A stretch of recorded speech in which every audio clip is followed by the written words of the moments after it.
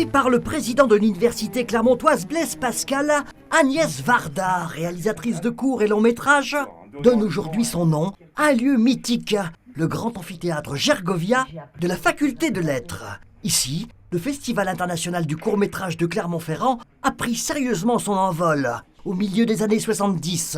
Rencontre d'une belle personne accueillie par une chaleureuse assemblée d'étudiants. C'est quand même un endroit où des images, des sons, des films vont être montrés à des gens. Donc partout où il y a rencontre et partage, je me sens à ma place, je ne me sens pas malheureuse.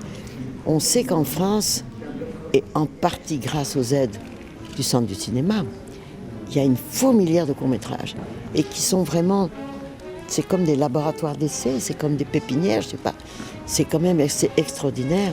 Dans l'ensemble des films que j'ai faits, je n'ai pas utilisé le court-métrage que comme tremplin pour devenir réalisatrice de long. J'ai toujours pensé qu'il y a des sujets qui méritent 10 minutes, 5 minutes, 3 minutes. Encore une main qui filme et l'autre qui est là.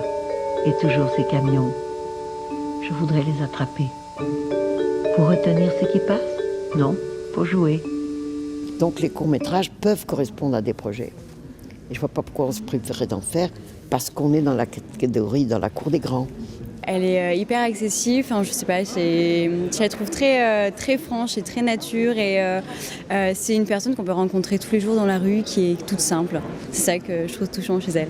Je sais pas, elle est très vive, elle fait de l'humour, voilà, je trouve que pour son âge, je crois qu'elle a 87 ans il me semble. C'est impressionnant de vouloir encore faire des films et tout ça, d'avoir encore... Donc c'est bien, j'espère que je serai une mamie aussi dynamique. J'ai jamais vu de film d'elle, mais en tout cas ça me donne vraiment très envie.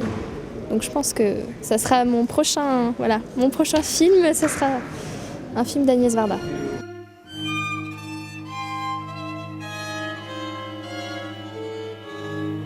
Pour s'ouvrir à l'univers d'Agnès Varda, pourquoi pas regarder le documentaire Les glaneurs et les glaneuses, le long métrage Sans toi ni loi, ainsi que les 17 courts-métrages qu'elle a commis. La médiathèque du centre de documentation de la Jetée du court-métrage est ouverte à tous et n'attend que vous.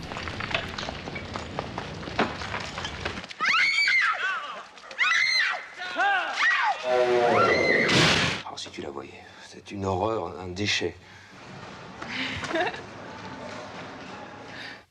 C'est bon, c'est bon.